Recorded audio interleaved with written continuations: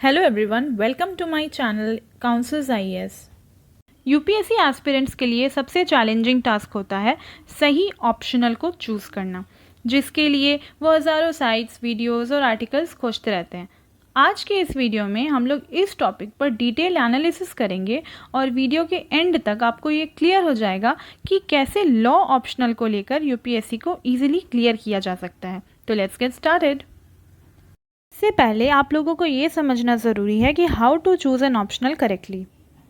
क्या बस मेरे या किसी के भी कहने से आपको अपना ऑप्शनल चुन लेना चाहिए? इसका आंसर है absolutely no. You should never follow others कि XYZ टॉपर ने ये ऑप्शनल लिया था तो मैं भी वही ऑप्शनल ले लूँ। नेक्स्ट बात जिसका हमें ध्यान रखना है वो ये है कि ऑप्शनल हमेशा अपने इंटरेस्ट के हिसाब से चूज़ करें। यहाँ पर इंटरेस्ट एक बहुत बड़ा वर्ड है। इंटरेस्ट हमें उसी चीज़ में होता है जिसके बारे में कुछ भी पता चलते ही हम उसके बारे में और जानना चाहते हैं। फॉर एग्ज़ाम्पल, अगर कोई पॉलिटिक्स में इंटरेस्ट रखता है तो वो न्यूज़ या पेपर में इससे रिलेटेड किसी भी कंटेंट को प्राइम फोकस से पढ़ता है। ऑप्शनल में भी ऐसे ही सब्जेक्ट को चूज़ करना चाहिए। नेक्स्ट है, it's not at all required that one should choose only that optional in which one has invested 3 or 5 years in graduation because of the misconception that he has become the master of that subject। तो अब new subject क्यों चुने? एक law वाला बंदा भी management लेकर easily UPSC qualify कर सकता है if he has more interest in management than law. The most important myth among aspirants is XYZ subject is a perfect optional. क्योंकि लोग बोलते हैं कि XYZ ऑप्शनल में मार्क्स सबसे ज़्यादा फेच होते हैं, but this is an absolute zero statement having no connection with reality. अच्छा लिखोगे तो संस्कृत ऑप्शनल भी पास करा सकता है और लॉ ऑप्शनल भी। It just matters how you perform and how in depth and wholeheartedly you have prepared for that optional. क्योंकि यूपीएससी ये मानती है कि अगर एक बड़ा सब्जेक्ट का सब कुछ जान लिया जाए then he is qualified to be a civil servant. Now I would suggest you that why should you choose law as an optional and easily crack UPSC. अब देखो, जब एक एस्पिरेंट ऑप्शनल चूज़ करता है तब सबसे पहले देखता है कि उसका सिलेबस कितना बड़ा है, कितने पेजेस का है। अगर सिलेबस बहुत बड़ा हुआ तो आधा कॉन्फिडेंस तो वहीं से कम होने लगता है। वेयर एज अगर कोई ऐसा ऑप्शनल हो जिसमें सिलेबस छोटा रहे तब हो जाएंगे ना हम खुश। वैसे भी हम इंडियंस पॉलिटिक्स एंड लॉ में बहुत इंटरेस्ट रखते हैं, तो यूपीएससी ने भी लॉ का ऑप्शनल बस 2 पेजेस का रखा है, hence it is a limited and small syllabus. Second बात यह है कि लास्ट कुछ ईयर्स में law has become a popular optional subject. Law is basically common sense, though technical it is still easy to pursue. So trend को follow करने वाले लोग इस ऑप्शनल को कंसिडर कर सकते हैं। बहुत से लोग ये भ्रम फैलाते हैं कि जिन्होंने LLB किया है बस वही लोग लॉ ऑप्शनल ले सकते हैं। चलिए, ये बात कुछ हद तक तो सही है क्योंकि लॉ ग्रेजुएट्स को पहले से पढ़े होने का प्लस पॉइंट होता है, पर ऐसा नहीं है कि नॉन LLB बैकग्राउंड वाले लोग ये ऑप्शनल नहीं ले सकते। Next big thing is that it is linked with many topics of GS such as polity, economics, governance etcetera. यही नहीं, it helps in essay writing paper as well as GS for ethics. अब मानो कि यहाँ तक तो आपने मेरी बातों को मानकर लॉ ऑप्शनल को ले लिया, पर वो क्या गलतियाँ हैं जो आपको नहीं करना है अच्छे मार्क्स सिक्योर करने के लिए? पहला है कि आपको इसको LLB माइंडसेट या अप्रोच के साथ अटेम्प्ट नहीं करना है, बिल्कुल जनरलिस्ट व्यू रखना है। दूसरा है कि जो लोग करंट अफेयर्स से रेगुलरली अपडेटेड नहीं हैं वो लोग इस ऑप्शनल में बहुत गलती कर सकते हैं। Third mistakes that aspirants do is not giving adequate revision sessions. देखिए, लॉ में एक कहावत होती है कि लॉ को भूलने का रेट पढ़ने से 90 टाइम्स ज़्यादा स्पीड होता है। That's why regular revisions are must. Next is answer writing practice नहीं करना। अब आर्ट्स जैसे सब्जेक्ट का अगर हम रेगुलरली आंसर राइटिंग प्रैक्टिस नहीं करते हैं तो एग्ज़ाम के दिन हमें वो फ्लो नहीं मिलता है। That's Y writing answers on regular basis is a must. फिर आता है ये पॉइंट कि क्या सिलेबस में दिए सारे टॉपिक्स इंपॉर्टेंट हैं? The answer is no. You must go through previous year questions and analyse which portions are in trend and which topics are out of focus. Last important चीज़ जो हमें ध्यान में रखना चाहिए is making your own crisp notes.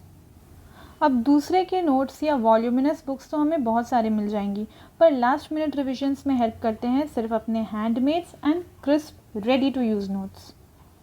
अब UPSC ने law optional के लिए क्या सिलेबस बनाया है?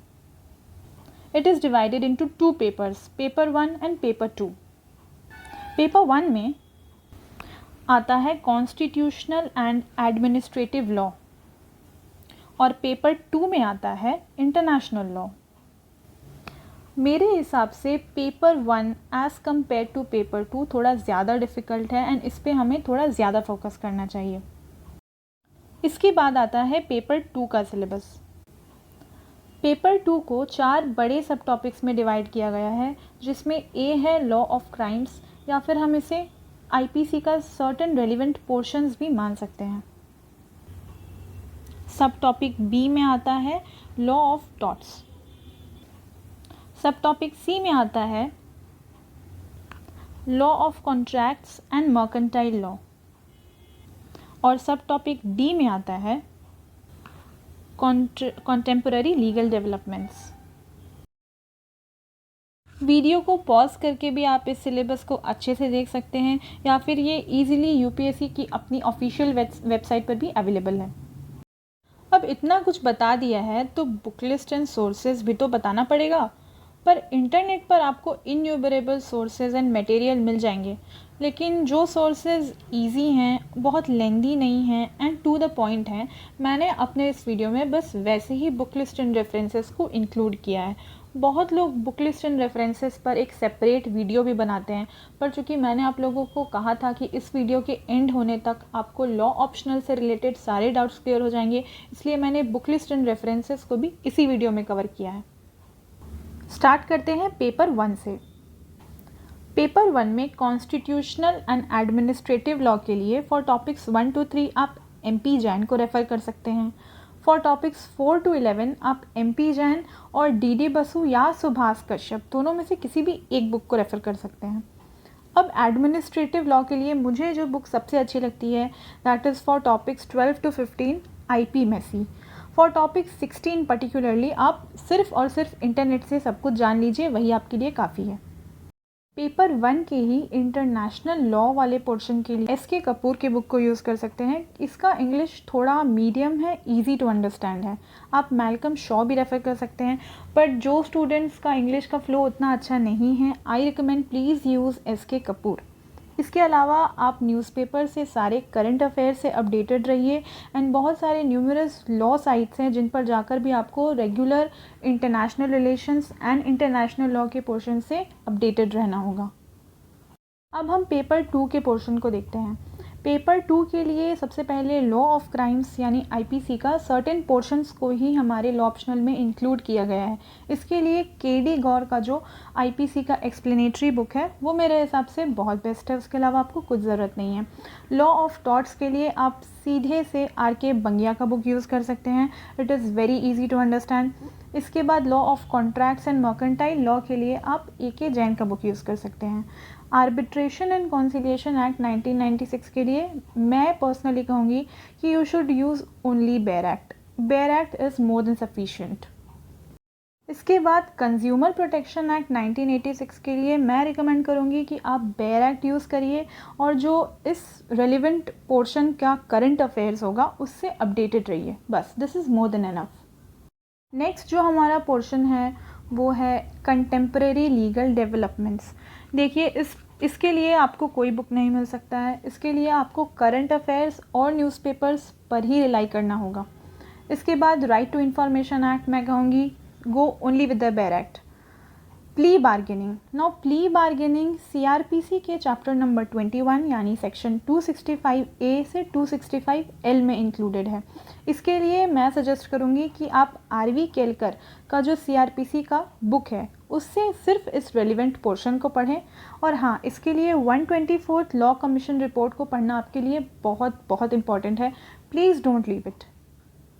देखिए बुक लिस्ट तो मेरे हिसाब से बस इतना ही काफ़ी है, but if you want to read more then sky is the limit. आप कितना भी पढ़ते जा सकते हैं, एंडलेस पढ़ते जा सकते हैं, बट उसका UPSC में कोई फ़ायदा नहीं होने वाला है। बुक लिस्ट के अलावा कुछ और यूज़फुल साइट्स भी हैं जिनका मैं आपको रेफरेंस देना चाहती हूँ। पहला है लाइव लॉ। लाइव लॉ एक ऐसा साइट है या ऐप है जिसको अब रेगुलरली बहुत लोग यूज़ करने लगे हैं। इस पर आपको रेगुलरली सुबह से शाम तक जितने भी हमारे अराउंड हैपनिंग्स हो रहे हैं लीगल फील्ड में, वो सारे अपडेट होते रहते हैं। नेक्स्ट है बार एंड बेंच। ऐसे तो बहुत सारे साइट्स हैं, पर मेरे हिसाब से ये दोनों साइट सबसे रिलायबल है एंड मोस्टली फॉलोड है, जिस पे डिटेल्ड में सारा न्यूज़, सारा करंट अफेयर्स अपलोड होता रहता है। That is why I suggest that you should all go only with these two sites. इसके अलावा आप और भी रेफ़र कर सकते हैं as you want and as you like.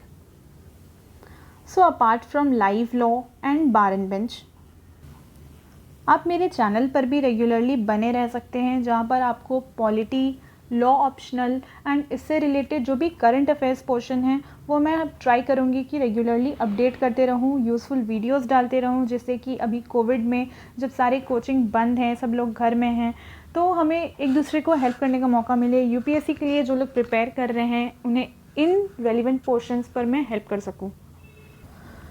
तो आई होप कि मैंने लॉ ऑप्शनल और उससे रिलेटेड सारे डाउट्स जो भी आपके मन में हैं उसको क्लियर कर दिया है इस वीडियो के एंड तक। So if you have any more questions regarding this topic then please mention in the comment box. आप मुझसे सेपरेटली पूछ सकते हैं, कोई सेपरेट वीडियो भी उस पर बनाने बोल सकते हैं। If you found the video of any help और information, please don't forget to like, share and subscribe my channel for getting more such benefits. Thank you.